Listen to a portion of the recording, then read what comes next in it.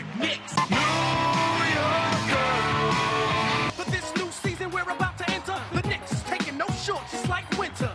New York, New York. New York be about the Knicks, huh? But the best thing about New York City is K-N-I-C-K-S. Everybody say go New York, go New York, go! Go New York, go New York, go! Everybody, it is the New York Knicks podcast, episode 634. I am Jay. What's going on, Mark? Not much. We got a lot for you today. Well, Brunson. So, what we learned in the last week, we learned that the Knicks are not a very good basketball team without Jalen Brunson. We've learned that the Knicks might be actively trying to move Quentin Grimes. We learned the Knicks might be interested in Bruce Brown because they needed another Josh Hart. And another CAA client. And another CAA client. We've learned that IHart and OG only get rest when the games are over. And also, RJ Barrett is apparently a superstar in Toronto. Lots to cover today. Lots to go over. That's what's going on, Jay. We're going to cover all that today. That was a phenomenal intro. I am proud of you. I feel like maybe we should do that more, like a little intro of what's going to happen. 600 plus episodes, we finally figured out how to do an intro. This will be the best intro. We'll never do another one. But a lot is going on. So I guess the most disturbing news to me is that supposedly, according to Bagley and other news reports, the Knicks may be actively looking to move on from Quentin Grimes. And I understand trading Quentin Grimes as part of a larger deal for a star player. Packaging him with picks, you're going to improve the roster. Totally get that. Yep. But I don't want him just moved to be moved for the sake of like, hey, it's not working out for some reason. What has been said and reported, and who knows, everything's anonymous sources. No one knows how right these sources are. But the report is that Grimes has fallen out of favor with Thibs, and Grimes is unhappy with his current role where he's not playing enough minutes. And what may have irked Thibs was Grimes sitting 2 of the games against Cleveland because his shoulder was hurt. What do you think about that, Jay? I think if the shoulder hurt thing is real, that's ridiculous. But I don't believe it because he started the season starting at shooting guard. So if Thibs was mad, I don't think he would have been like, hey, you're starting. So I don't believe that part. As far as not happy with his role, he had the starting role. He wasn't really performing very well. He got outplayed and lost the starting role. Dante has been playing better. So it was one of those things where he had the chance. He didn't really take advantage of it, and he is where he is now. So it sucks. Like, I would like a Knicks draft pick to like really work out, but We're running out of players. we're drafted running on the out. team. We're down to like 4, and we know Sims isn't going to be the guy, but Dante's better, and he's been playing better. So I'm going it to is what it disagree with some of this stuff. Okay. So first, I think the report about Thibs being pissed off with the Cleveland series, that seems like BS because Grimes played on one leg against Miami, played a ton of minutes. Yeah. He went above and beyond, and that especially at the end of that Miami series. yeah, that seems like a false rumor to me.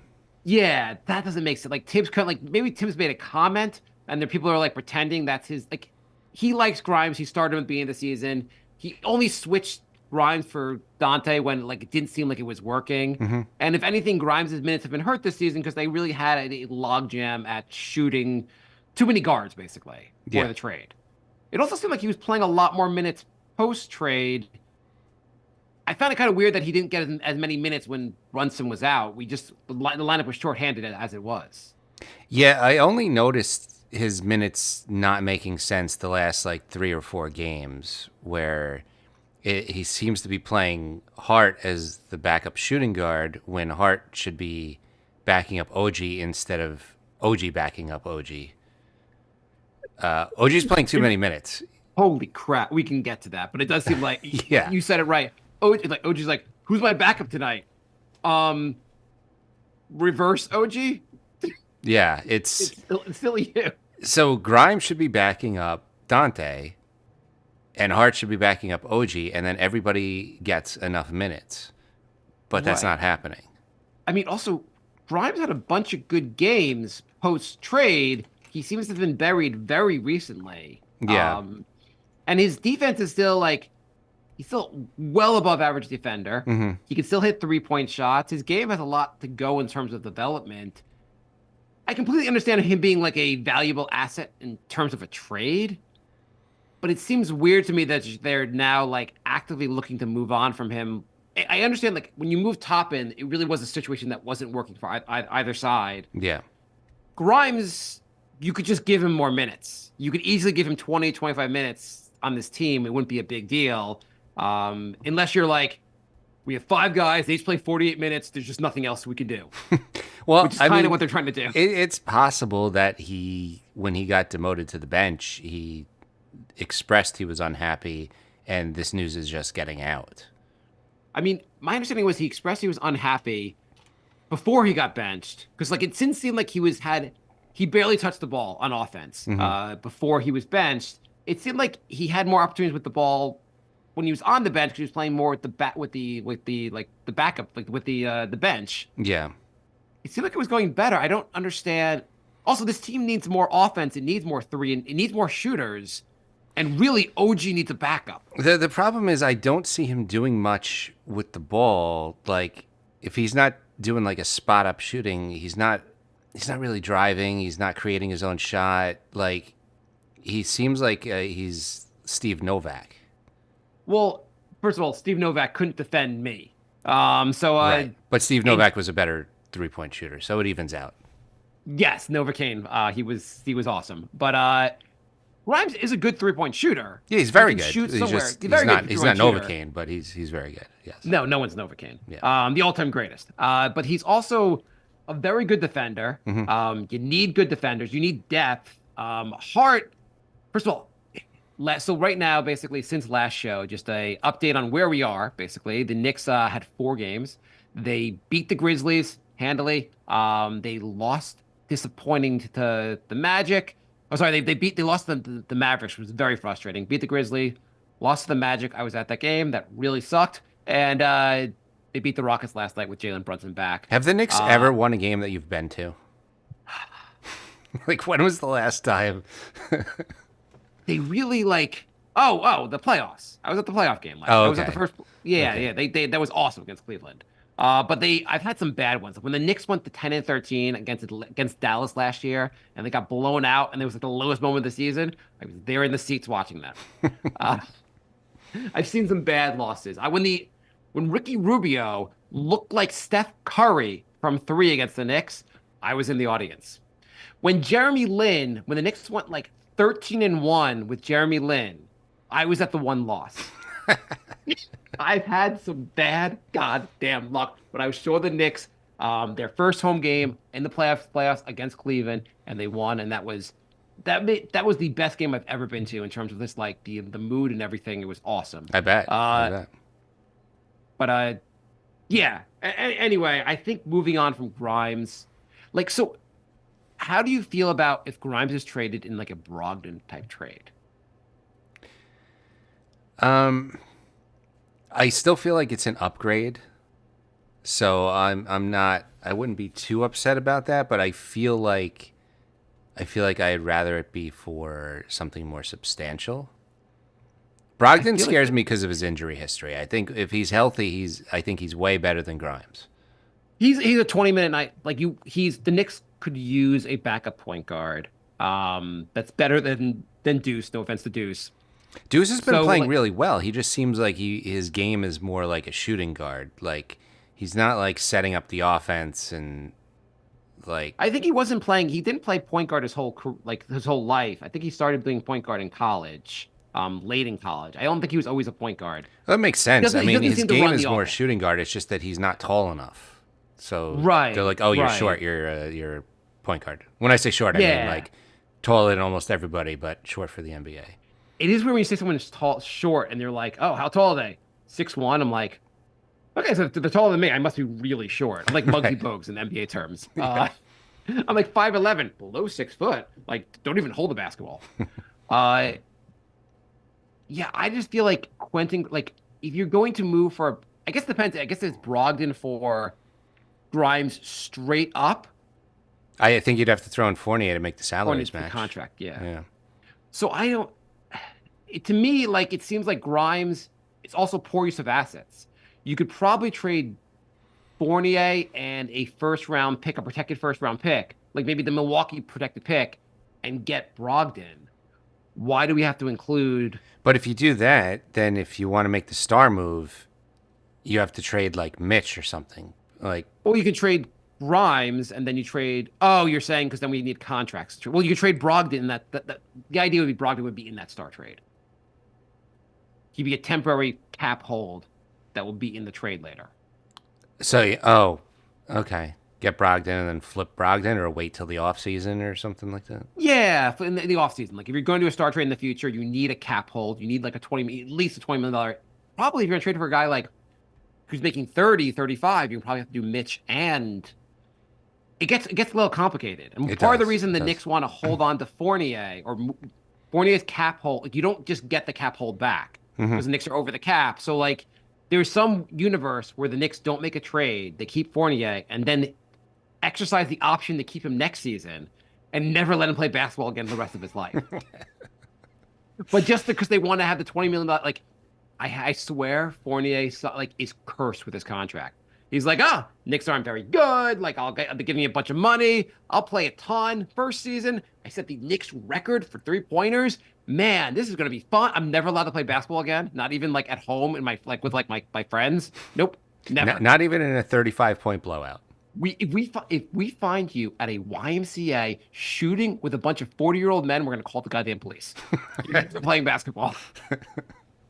I do feel bad for the guy. I know he's making crazy money, but I feel bad. It's a weird, yeah, because it's he's not like you and me. He could actually play in the NBA. He's got a lot of money, like whatever the money, like he should have. I'm not saying he should play for the Knicks, but at some point he should be allowed to play basketball again. Yeah.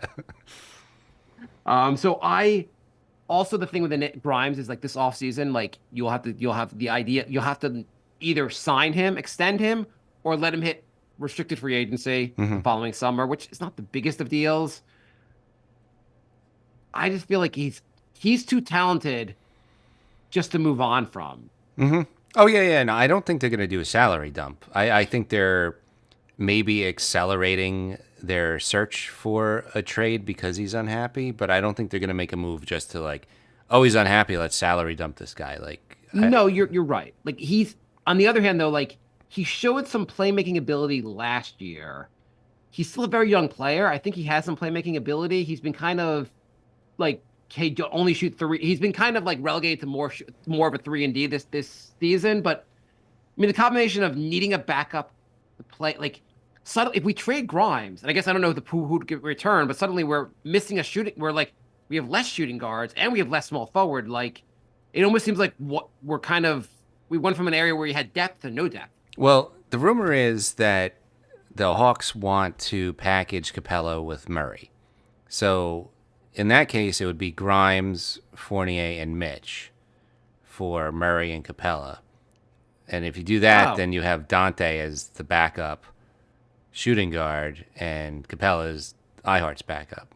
Yeah, that makes some sense. I mean, like if you're going to make a move like that where you're bringing in a shooting guard that's going to take major minutes, then it makes some sense. Like right now, Dante's playing awesome, but like Dante doesn't need to play 35 minutes a game. You could play him 25 to 30 and give the rest of the minutes to Grimes.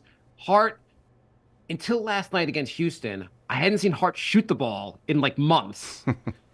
So if Hart's not gonna play offense, he can't be a shooting guard. Though I'm hoping like Hart made a comment that he needs to be better. And he had a good game, but he knows he needs to be better. Hopefully, he understands that means that when he's wide open at the 3-point line and no one's within 50 goddamn feet, he should shoot the ball instead of passing it to Julius, who's covered by 4 people. Yeah, I mean, this team is almost like too unselfish. Like everybody's doing that, and it's Yeah, guys are Just getting a take- little too scared to. yeah, jack up Hart is- the shot. Yeah, Yeah, Hart is he's the biggest problem with that is passing the ball. There's often times where like he's like near the basket, and he's passing out. You're like, dude, take the goddamn shot. The reason the shot clock expired is because you refuse to shoot.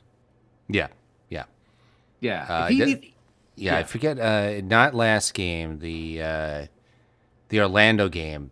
They had like 4 opportunities on one possession. Everyone was just continuously swinging the ball around. I'm like, you beat the defense. You had the open shot, and then you beat them again. You still, it's like, the offense looks so goddamn putrid against Orlando. You cannot have.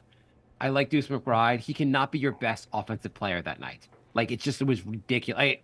I also didn't realize at the game that Randall was injured, and I was just watching. I was just like turning to my friend. I was like, I guess maybe everyone's right about Randall. I didn't realize he was injured. So in his defense, he was injured. he was injured, but near the end of the game where he's just standing there pointing at Magic players instead of defending, that's Tibbs's job to just take him out because he's a liability at that point. He's hurt, fine, but like take him out. I know Precious is a downgrade, but maybe not if Randall can't move. Like, Right. I don't understand. Like, I get the idea of playing through injuries and stuff. It's not going to be on Randall to say, take me out. He is too, most players have, well, in today's NBA, who the hell knows? But like, most players are like, I have too much pride to say I'm injured. I'm going to try to play through the injury. Yeah. The coach has to recognize when the guy's just a negative because he's 60% of himself. yeah, I think most NBA players are going to hobble around rather than tell the coach to take them out. So that's on the coach to look at these things and be like, oh yeah, let's sit him for a minute. Jay sent me a crazy, crazy stat earlier that apparently, this is crazy. Michael Jordan had more 82-game seasons than Kobe, LeBron, Durant, Harden, Kawhi, Curry, and Dwayne Wade combined. That's just wild.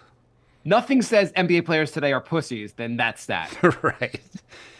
I mean, nobody, that's just- like, people are, like, doing high fives if you play 70 games now. Right. Almost no one plays a full 82-game season. Yeah, it's weird. I think it was, like, 4 players last season. It's I get if you're injured, but like when you're not injured, just play. The whole sitting thing. The NBA, I think, commissioned a study that said load management is a complete waste of time. I've heard some players in interviews saying when they have too much time off between games, like, it's actually worse because they're not ready and they're like, more prone to get injured. I think Paul George had something about how like he didn't want to do load management. The team like forced it upon him. Mm-hmm. So I don't know. It's like, it worked for Popovich, so now everyone thinks that's the way to go. And Popovich was basically just trolling everybody. Right. Well, so Wemby apparently they're not playing him back to backs, and Wemby has said, "I don't want to do this. I'd like to play every night. I don't understand why I have to do this." Honestly, if you're like 19, 20, that's the time when you don't sit any games. Your body heals like instantly. Right. If you're LeBron at age 40, like I get it. Like Yeah. I get the load management at that age. If you're 30, if you're under 30, it makes 0 sense. It doesn't make a difference. So the guy in the rumor, well, a rumor has been basically that one of the guys. So if you're talking about the Capella, Dejounte Murray, that seems like a reasonable trade. If you're getting that back from Murray, like that seems like a I very good feel upgrade. like that's a pretty good move. Your bench would then be McBride, Dante, Hart, Capella. That's a nice bench. I mean, half those guys would start on some teams, and the Knicks starting lineup would arguably, I mean, you'd agree that Murray's better than Dante, right? So No question. Dante's been awesome from 3, and I love his defense. I hope that. So people have said DeJounte Murray's defense has not been as good as Atlanta, and was Yeah. much better in Spurs. But maybe the fact that he goes to a coach that like Thibs, who's really defensive minded, he plays around other guys like OG who are hardcore defense. Maybe Kawhi goes back. Sorry, maybe Murray goes back to being a really good defender. He makes sense. That move makes sense. And you could always one theory also is that you do a move like that for DeJounte Murray. You could always then package DeJounte Murray later if a true superstar move comes. right, but even if not, I mean, I feel like that's a really good, well-rounded team. You have a nice deep bench. You have everybody in the starting lineup is a positive. Like, I'd feel good about that team. I'd give them Right. a puncher's chance. I mean, the emergence of, and really also the emergence of IHart, you can makes Mitch a little more expendable, and Capella gives you a lot of what Mitch does, and he's healthy more. It's not like Capella's still a good defender and he could rebound. Like, Yeah. he's not a bad player. No, he's a pretty good player. He's when you watch him play, you're like, oh, that guy's pretty good. Like it's not like He's above he's not average. he's not Andre Drummond, which people give the rumors that the Knicks will be interested in Andre Drummond. And I know my co-host here is a moron and thinks that Andre Drummond would do anything to help the Knicks. Sorry. Drummond, I watch him, I'm like, I don't get it. I don't get why any team would give any assets to him. I don't know why they'd pay him a salary to be on the team. I feel don't like get it. the DeRozan Drummond trade would be much worse than the Murray Capella trade. Yeah, yeah. I mean, also when I watch Drummond play, I'm like, is he that much better than Enes Kanter was? Oh yeah, yeah. I mean, defensively, it's like they both put up crazy rebound numbers, but like, Right. yeah, can't stop anybody. Kanter actually had more moves in the post. He just was terrible in defense. Yeah. So one rumor also now is that another player the Knicks might be interested in is Bruce Brown. Mm-hmm. If Grimes is included in a trade for Bruce Brown, you may have to call 911. I am going to lose my goddamn. I'm in trouble. Like I cannot take that. That would be like their only move this season then. Well, I don't have an issue with Bruce. So Bruce Brown's a fine player. I just don't know what he really adds to this roster. Well, I think he's better than Grimes. I don't know. Is he better than Grimes? Offensively, definitely. Is he that much better offensively? He's an okay player. He's not a huge upgrade from Grimes. I'm sorry. He really is not. He's Defense-wise, they're probably around even. I mean, I don't know. He makes $20 million. So like that would be it. You would have to throw in if you did it would be Grimes and Fournier and then like that's your trade assets. Why not just trade Fournier for him? Still, then you can't still can't make another move. That's it. Like you have a team option for Brown next season. So Yeah. you basically would just exercise the option. You keep Brown for next season. Wait, you're saying that Rose would kick something down the road? I cannot wait to draft night when the Knicks trade both their picks for protected picks from 2030. I'm just waiting for that. Yeah, I mean, I really The Knicks, don't want to. Knicks have traded their 2 first-round picks for protected 1 through 29 picks from Charlotte because that's all they could do. But they're worth a lot. Yeah, treasure trove. Treasure trove. They have a war chest of top 29 protected picks. The Milwaukee pick seems like will turn into a late first-round pick in 25. Great. Well, it's actual. That one's an actual first-round pick. The Washington and the Detroit ones. Detroit made him a trade. And in theory, that if Detroit ever gets better, Detroit's never getting better. That so it's Detroit not happening. Wizards trade was so weird. Like Detroit traded for Gallo. Like Well, it was just moving contract. They were getting off a Yeah. contract, basically. I know, but yeah, it was they saved some money, but like you're going. I don't know. It's just weird. It was almost like the Wizards GM and the Detroit's GM were like just hanging out, having drinks. And the Wizards guy was like, Marvin Bagley's not that bad. And the Detroit guy's like, have you seen him play? No, he's not that bad. No, I'm telling you, you put him on our team, but I'm going to give him to your team just for we're going to make a handshake bet. I'm telling you, you won't want to play him. It doesn't make much sense. But yeah. And anyway, I don't love the idea. Like if Bruce Brown gets here, so unless you trade Grimes for him, now Brown is your backup 3/2 also. It's not great. It's not a huge great. improvement. But it's CAA, so I'm worried. And I know people like, does he do that much? Does he do things that are so different from Josh Hart? Look, he's won an NBA championship. We're just going to put as many championship players on the team. It doesn't matter if they were the 8th best player on the team. He's got a ring. You know what's funny about the two guys on the that have the rings on the Knicks? OG has a ring with Toronto, and Dante has a ring with Milwaukee. Yeah. Do you know neither of them were healthy for that series? Neither of them played in the finals. They were both injured. It's just funny they both had rings, but neither one was healthy to actually play in the fight. They both would have played, obviously. That is really funny. Okay. Also, Deuce. Deuce has looked when he had he went back to being more of a bench guy. But he in Brunson's absence, he played a lot. What did you think of Deuce's performance? I thought that the offense did not look great when he was running the offense. I think when other people are running the offense and he's like hitting threes, he looks really good. But I don't feel confident with him running the offense. I would agree. We still need a backup point guard.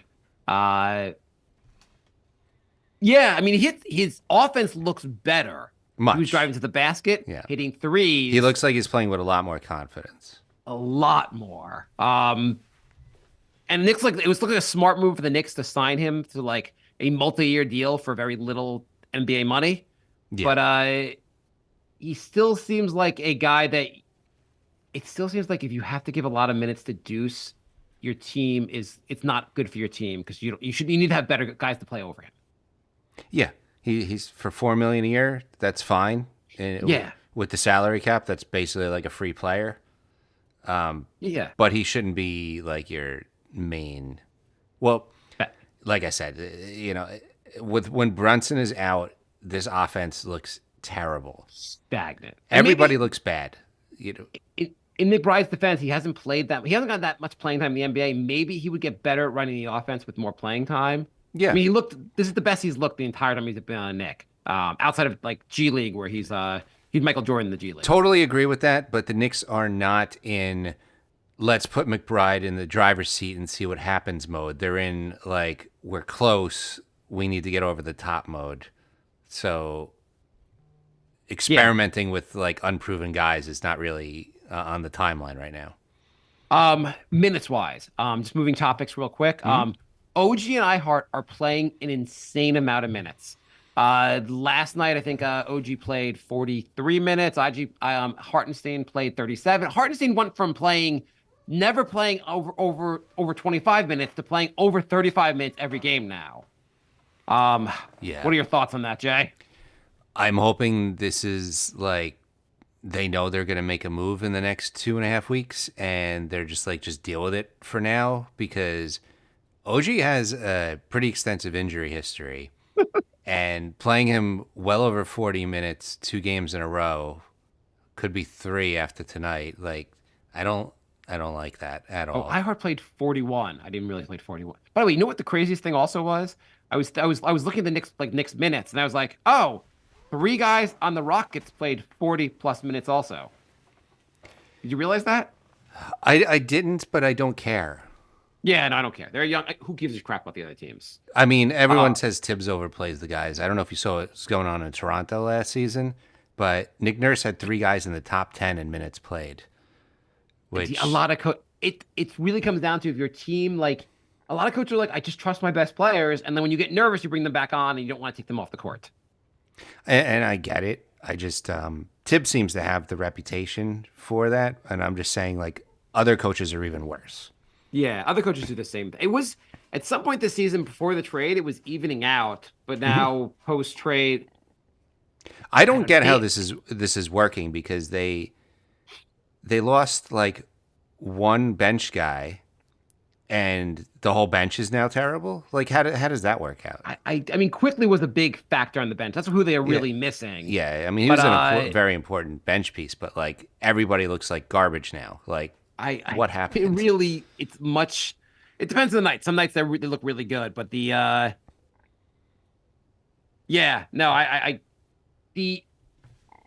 I was just not to jump around, but OG defending Sengun, but last night, by the way, that sequence where he basically stole Sengun's lunch. That was where you're like, I get why they made such a big deal trying to get this guy. That is elite level defense. Yeah, elite. And also I was just thinking about previous Knicks before the trade, you had to have I guess you really had to have Hart, IHart on Sengun because like you're not going to have Josh Hart on him. Like who else is going to cover him? And then like also then that means it just like IHart's probably not. IHart was fine again. It's just crazy that you could have your other player. You don't even need your center to cover their center. Yeah. And do a really good job on their center. Yeah. And because like Sengun's their best offensive player, Yeah. and he was like, OG's like, no, you're not gonna. If I want to stop you, I'm gonna stop you. Yeah. It was beautiful. And It the was refs actually ridiculous. let him play defense without calling a touch foul, which was nice too. Yeah, that was really, and there was no foul there, so it was like Well, yeah, but that I doesn't guess- stop the refs half the time. I was like, I guess Sengun has to get better before he gets these all-star calls. Yeah. I mean, Embiid, they would have called 7 flagrants, like without him actually touching him. But I am like really like Josh Hart needs to play 10 minutes at small forward every night. It just doesn't. You cannot be playing OG these many minutes, and we have to see what Precious can do. Precious has to be able to play some backup center minutes. Yeah. What do you think of Precious so far? It's okay. I'm not like blown away, but like he's all right. I mean, I kind of watch him. And I'm like Thibs cannot overplay. IHart. I'm worried about IHart getting injured. Oh, good. Precious is in the game. Okay, let's get IHart back in the game. Let's get IHart back in the game. He's athletic. He's missed a bunch of like just shots at the back. I have not been very impressed by Precious. Hopefully he'll look better at some point. Yeah. I mean, what other choice did they have at this point? They have to play him and try to see how it goes. Like it's just we're 41 games of the season. We can't play every night like it's game 7 of the finals. Well, the good news is they said they had milestones for Mitch for his recovery. And Okay. he has hit every single one and he's progressing nicely. So Oh. it sounds like he might be on target to come back late in the season, which if they don't trade him, the Knicks have a nasty, nasty front court. Like now we have 48 minutes of elite level defense. That would be awesome. Some questions. Nigel writes, if either of you had your choice of player in the offseason for a star trade to complement Brunson and our current core, who would it be and why? And what would you give up to make it happen? Jay, what is your within reason star trade? Within reason. Yeah, I mean, so I'll give you make any absurd connection you want. I just don't trade it for Jokic. He's not coming here. Like if you Yeah, I wanna was give gonna an say MV like Shea, but Michael Jordan when he was 25 years old. That's my so it has to be a guy that there's some hypothetical like some way you can make a case that his team would actually trade him. Like he'll ask out, like SGA, not asking out. Unless things go like he's in a great situation. Jokic is not getting moved. But like Embiid, you can pretend. Just give me your star trade. I could not root for all that flopping every game. I would not feel good about myself. Embiid is such a goddamn he's like the opposite of like Patrick Ewing when you watched him was goddamn tough. People were like he'd be the best Knicks center since Ewing. I guess so, but like the way Embiid plays, like Ewing played tough, Embiid plays like a bitch. He's 7 foot Harden. He's Yes, just a exactly. foul merchant. That's Exactly. it's gross. As far as a star player that is reasonable, You got to make a case that he like how the Knicks would actually like why the guys team would trade him. right. I mean, I guess I would go Booker. They're in Stop stealing my answer. they're in the play-in right now. They Yeah. they don't even make the playoffs. They lose in the play-in tournament. Durant gets cranky, asks out, and then Booker's like, you know what, I can't do this anymore, and asks out. That's Or Booker beats Durant to the punch and asks out. Right. He's like, I'm not going to play this goddamn. It's hot in the summer here. I don't like Phoenix. Let me get like the NBA will truly treat me as a superstar if I go play in New York. yeah. I'm just thinking like, NECAA. I mean, yeah. I mean, it would be a good fit. And I'll give like 5 first rounders. I'll give whatever, like just empty the quote unquote war chest and like get him over here. Yeah. ideally you don't move I would obviously I'd include guys like Dante or Grimes, or I mean, I'm not recruiting Brunson. Uh, Booker's the guy. Booker would be the true star trade. That would be awesome. John says, I don't care for a star right now. I would like for the Knicks to consider Jonathan Isaac. What do you think? What would you offer if interested? Do we are we going to pretend Jonathan Isaac is going to play more than 5 games healthy? Yeah, he missed like what, two and a half straight years. I would not offer much like Sims. I don't. So he's still. What is his contract? I mean, like he is super talented. If he could ever play basketball consistently, like just not because be on the court consistently, he'd be a force. He makes 17 million this season and next season. Okay. So is Orlando really going to move him now after waiting this long? If anything, you would think Orlando, like he's on a reasonable contract, I guess. Like you have him for next year. He's played a bunch of games this year. He still missed about 15 though. I mean, he's played 24 games this year, which is big for him. I think if you're Orlando, you're like, we've gone this long. Let's just see if he can actually get healthy. Like, I just don't see them moving him. I don't think he could risk. I mean, here's his games played: 27, 75, 34, 0, 0, 11, and then 24 out of 41 so far. Yeah. That's rough. Yeah. And he's also not playing like a ton of minutes this year. He's playing like 14 minutes a game, which in theory, like he can, like, it's just like you trade for him and maybe you give him 25. Like he's a guy that if he's good, you want to play him at least 25 minutes a game. And we don't know. He hasn't played 25 minutes a game since 2019-20 season. Yeah. It's a while. Yeah. I mean, I guess it's one of those like roll the dice and like I said, if it's something like low risk, like Sims, I would do it. But with 17 million, you'd have to throw in something significant. Even if it was for Fournier, like Orlando's going to want something back from him, or else why move him? If anything, if you're like Detroit, who just cannot collect enough centers, like if you're them, you're like, our team's terrible anyway. We have some assets, just trade an asset for him, and like maybe he can really develop on our team. I think they do an expiring.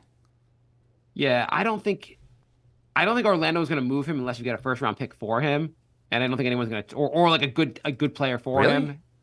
Yeah, why would they move him? To get 17 million in cap space. Who's signing with Orlando? I mean, Detroit just cleared up a crap load of cap space. These teams could be because they're on drugs.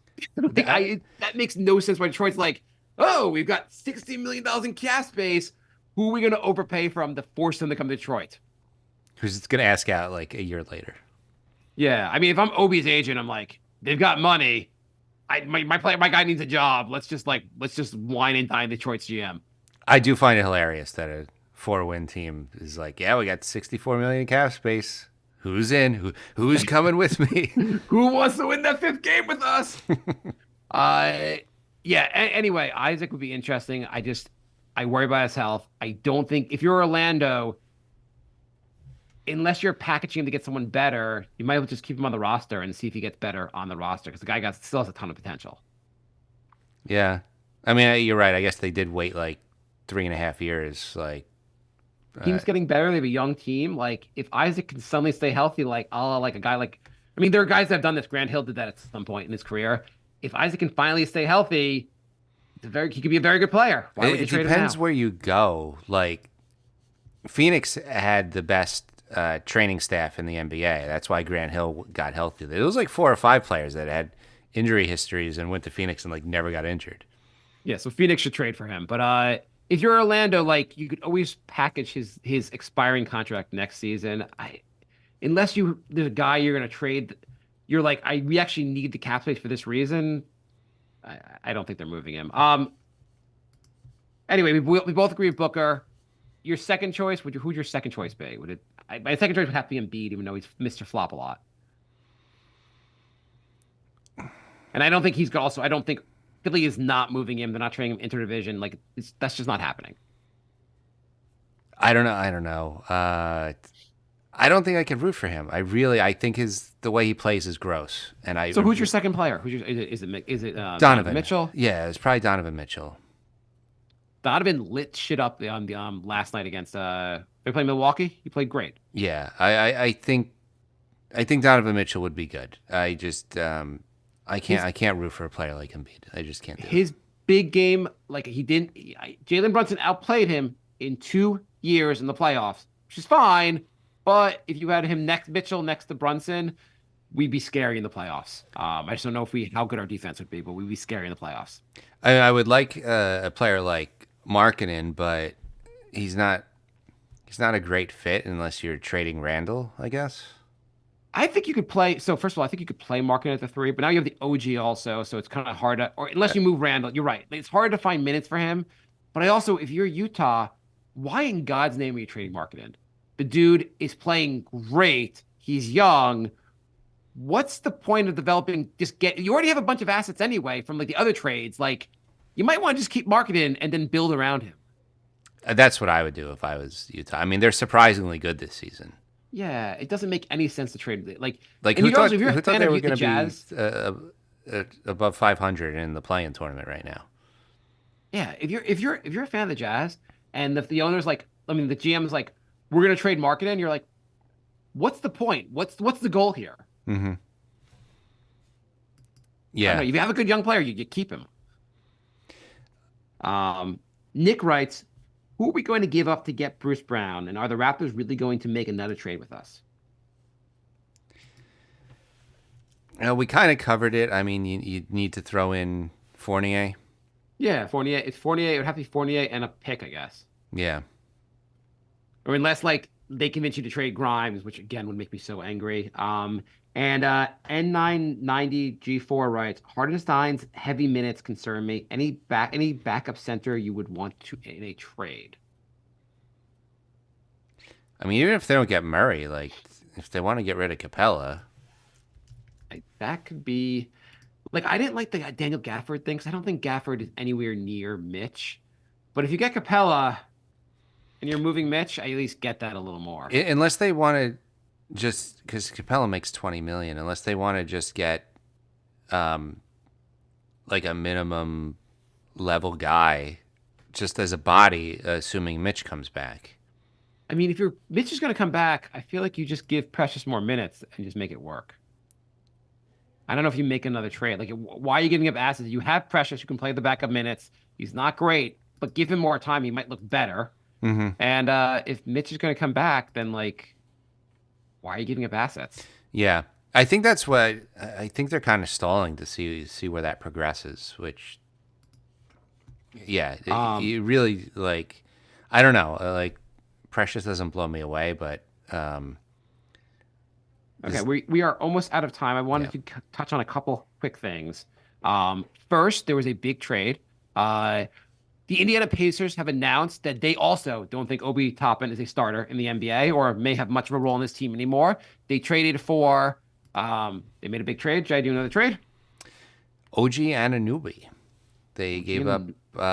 They traded no, for not OG. Siakam. Pascal Siakam. They gave up, 3 firsts and Jordan Nwaba, and I forget the other. But basically, it was about getting Siakam. Huge move for the Pacers. Pacers are now more competition from the Knicks. Siakam's going to look really good in the Pacers. Toronto was just, I guess, decided they didn't want to commit to Siakam for the offseason. They got some stuff for him. Toronto's, I guess, worse, but Pacers are better. It's a little worrisome for the Knicks. Yeah, I feel bad for Obi. He's pretty much out of the rotation now. He is not. They already had a guy they took at number 8, who's also a power forward. Who's the other guy who's probably going to get his minutes. Well, Obi was already the backup on the team, so now he's third string at best. I mean, he's a free agent this summer. There's almost zero chance the Pacers bring him back. He'll find a job elsewhere.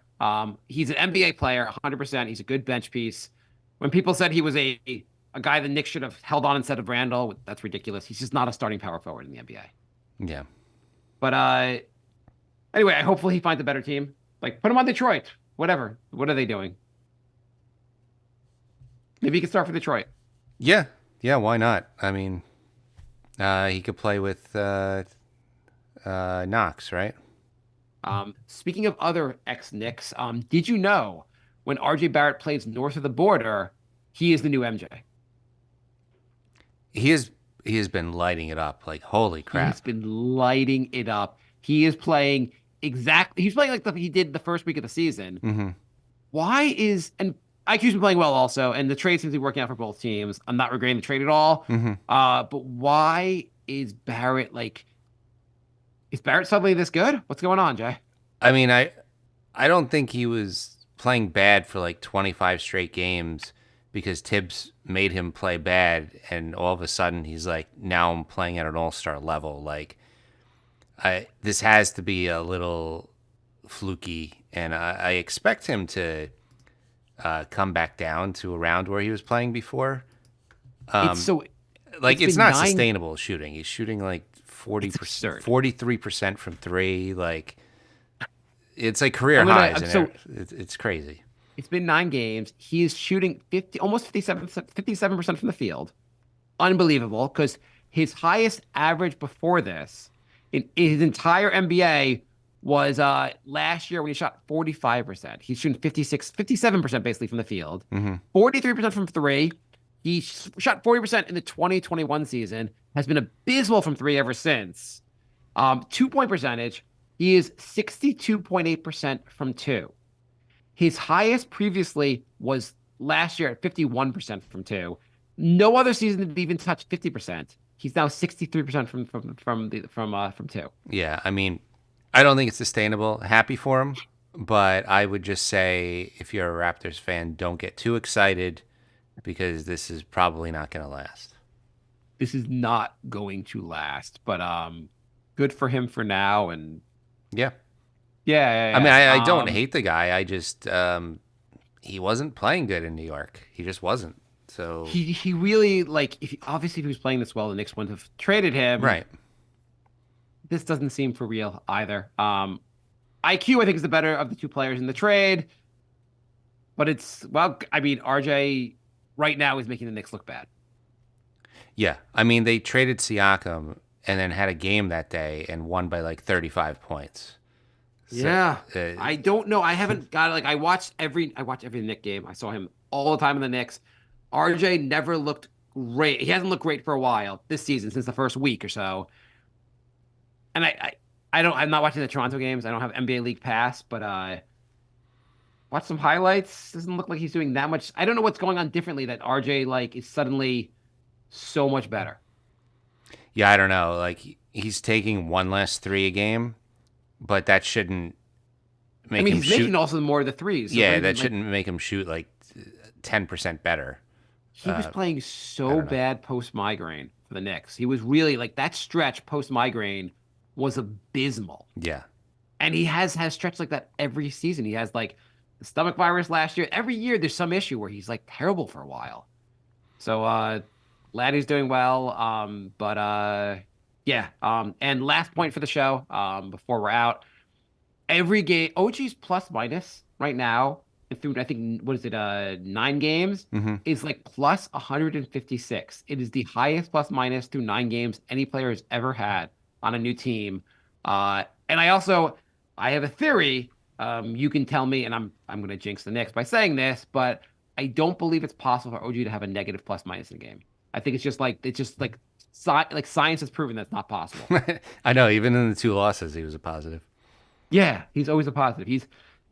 Scientists have studied this, and this is the one universal truth. It's like we know gravity's for real, and we know OG's always a plus. Always a plus. Okay, anything else you want to add, Jay?